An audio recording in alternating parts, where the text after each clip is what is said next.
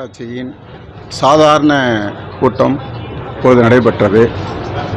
இந்த கூட்டத்தின் பொருள் 3இல் மாநகராட்சிக்கு பின்புறமாக இருக்கக்கூடிய மெட்ராஸ் கிறிஸ்டியன் காலேஜுக்கு சொந்தமான சமூக மேம்பாட்டுத்துறை இயக்கத்தினுடைய சார்பாக ஆண்டுக்கு 700 மாணவர்கள் பயிற்சி பெற்று வெளியில் வருகின்றார்கள். அந்த இடத்தினை இந்தியா முழுவதும் அவர்களுக்கு கிளைகள் இருக்கின்றன, தமிழகம் முழுவதும் கிளைகள் இருக்கின்றது. அப்படிப்பட்ட ஒரு கிளை தான் இந்த மெட்ராஸ் கிறிஸ்டியன் காலேஜ் உடைய இடம் சமூக மேம்பாட்டுத்துறையுடைய சொந்தமான இடத்தில் இயங்கிக் கொண்டிருக்கின்றது.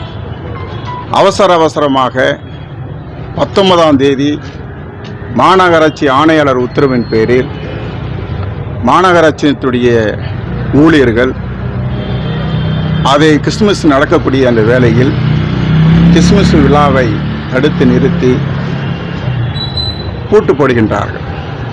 20ஆம் தேதி பூட்டு, 19ஆம் தேதி பூட்டப்படுகிறது, 20ஆம் தேதியும் பூட்டப்படுகிறது. 21ஆம் தேதி ஏதோ ஒரு உத்தரவு வருகிறது, உடனடியாக அதை திறந்து விடுகின்றார்கள்.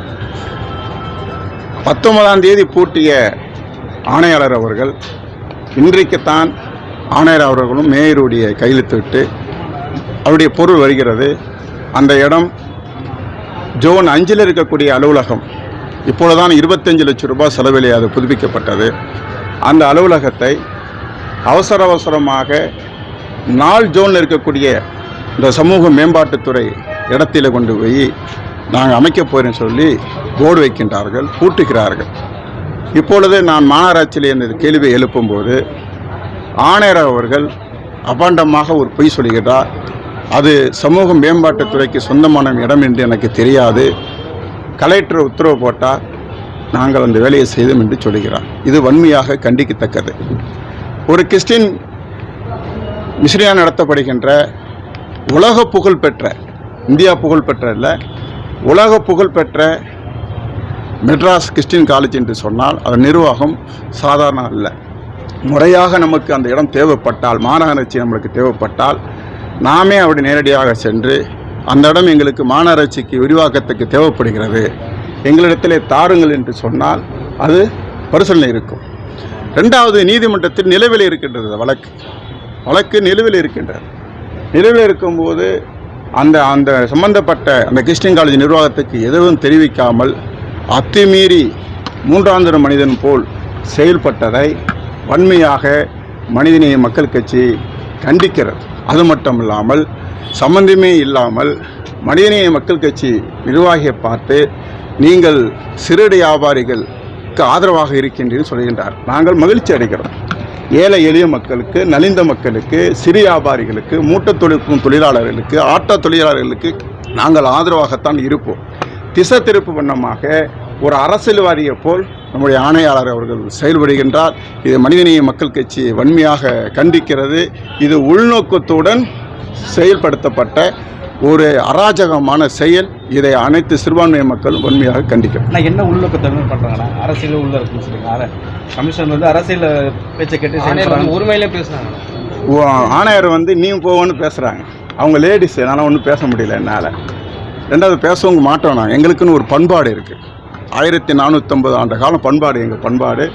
அவங்களுக்கு பண்பாடு இல்லாதனால அப்படி தவறாக பேசிட்டாங்க. எத்தனை தந்தை பெரியார் வந்தாலும் இவர்களை போன்றவர்களை திருத்த முடியாது. ஆனால் ஆணையர் யார் பேச்சை கேட்டு செயல்படுறாங்க? இவர் சட்டத்தின் ஆட்சியை நடைமுறைப்படுத்தாத ஒரு ஆணையாளர். ஒரு ஆளுநரை எப்படி தமிழக மக்கள் புறக்கணிக்கின்றார்களோ அதேமாதிரி தாம்பரம் மக்கள் இவர்களை புறக்கணிக்கின்றோம். ஆன்மீக தமிழக முதலமைச்சர் அவர்கள் இவரை மக்கள் தொடர்பு இல்லாத இடத்துக்கு மாற்ற வேண்டும். மக்களே தொடர்பு இருக்கக்கூடாது. அப்படிப்பட்ட ஒரு இடத்துக்கு இவரை மாற்ற வேண்டும் என்று மனிதநேய மக்கள் கட்சி கோரிக்கை வைக்கின்றது. நாங்கள் போராளிகள், மக்களுக்காக தொடர்ந்து போராடி கொண்டே இருப்போம். கருத்து வேறுபாடும் கிடையாது. 1935ஆம் ஆண்டு ரெட் கிராஸ் அந்த இடத்தை வைத்திருக்கின்றார்கள். 1938ஆம் ஆண்டு நாடு விடுதலைக்கு முன்பாகவே 38ஆம் ஆண்டு மெட்ராஸ் கிறிஸ்டியன் காலேஜில் ஒப்படைக்கப்பட்டு இது சமூக மேம்பாட்டுக்காக மட்டும்தான் பயன்பெற வேண்டும் என்று சொல்கின்றார்கள். அதே போல் அவங்க சமூக மேம்பாட்டுக்காக இன்றைக்கு வரைக்கும் பயன்படுத்தி வருகின்றார்கள். ஒரு கிறிஸ்டியன் மிஷனரியை கை வைக்கக்கூடியவர்கள் தாம்பரத்தில் உங்களுக்கு தெரியும் எத்தனையோ பள்ளிக்கூடங்கள் ஆக்கிரமிக்கப்பட்ட ஆக்கிரமிப்பார் கையில் இருக்குது. அதை ஆக்கிரமிக்கிறதுக்கு துணிச்சல் இல்லை. இது முழுக்க முழுக்க தவறான செய்தி. ரெண்டாவது, நாட்டில் இருக்கக்கூடிய எவ்வளோ பெரிய உச்சாணிக்கும்பில் இருக்கக்கூடிய ஜனாதிபதியாக இருந்தாலும், பிரதமராக இருந்தாலும், முதலமைச்சராக இருந்தாலும் நீதிமன்றத்துக்கு கட்டுப்பட வேண்டும். இந்த வழக்கு நீதிமன்றத்தில் இருக்கின்றது. நீதிமன்றத்தில் இருக்கும்போது உங்களுக்கு யார் அதிகாரம் கொடுத்தது? நீதிமன்றத்தில் வழக்கு நிலுவையில் இருக்கும்போதே இன்னும் சொல்லப்போனால் காவல்துறை பாதுகாப்பு கேட்டிருக்கின்றார்கள். மெட்ராஸ் கிறிஸ்டியன் காலேஜ் சார்பாக எங்களுக்கு பாதுகாப்பு கொடுன்னு கேட்டிருக்காரு. சரி, சீல் வச்சிங்க, உங்கள் இடம் சீல் வச்சிங்க. ஏன் சீல் எடுத்தீங்க? ஆக்கிரமிச்சா எடுத்துருக்கணும்ல. இது முழுவதுமே மாநகராட்சிக்கு சொந்தமான இது. ரோடு இருக்குது, மேப்பை பாருங்கள், அது ரோடு. இதுக்குள்ளே இங்கேருந்து லாஸ்ட்டு ஜிஎஸ்டி ரோடு. சரி, இதே மாவட்டத்தில் நம்ம தீர்மானம் போட்டிருக்கோம். சந்தானம் கமிஷனர் இருக்கும்போது தீர்மானம் போட்டிருக்கோம். சிவில் லைனில் 10 ஏக்கர் இடம் நம்மளுக்கு இருக்குது. இராணுவ கோட்ரஸில் எடுக்க முடியுமா? மாவட்ட ஆட்சித்தலைவரும் மாண்புமிகு ஆணையராகவும் எடுக்க முடியுமா? இப்போ கூட என்ன நினைக்கிறாங்க, நீங்கள் நான் இருக்கிறதே மாவட்டத்தில் ஒரு ஆள், நீங்கள் எங்களை மிரட்டுங்க. நான் எப்படி மிரட்ட முடியும்? 70 மாவட்ட உறுப்பினர் இருக்கிறாங்க, மண்டல குழு தலைவர் இருக்கிறாங்க, மேயர் இருக்காங்க, துணை மேயர் இருக்காங்க, அதிகாரிகள் இருக்கிறாங்க. அவங்க எல்லாருமே மோடி என்ன பேசுகின்றாரோ அதை மறு உருவமாக தான் பேசுகிறாங்க. சிறுபான்மை மக்கள் என்று சொன்னால் நாம் மிரட்டலாம், உருட்டலாம் என்ற எண்ணம் வச்சுட்டு இருக்கிறாங்க. அது கிறிஸ்தவ வேணால் சமாதானம் பண்ணிட்டு போவாங்க, பண்ண மாட்டாங்க. எல்லா கிறிஸ்தவ மக்களையும் நான் சொல்லலை.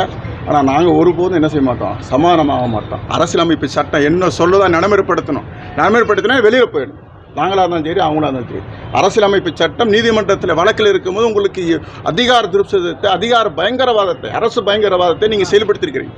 இதை வன்மையாக நீதிமன்ற கட்சி கண்டிக்கிறோம்.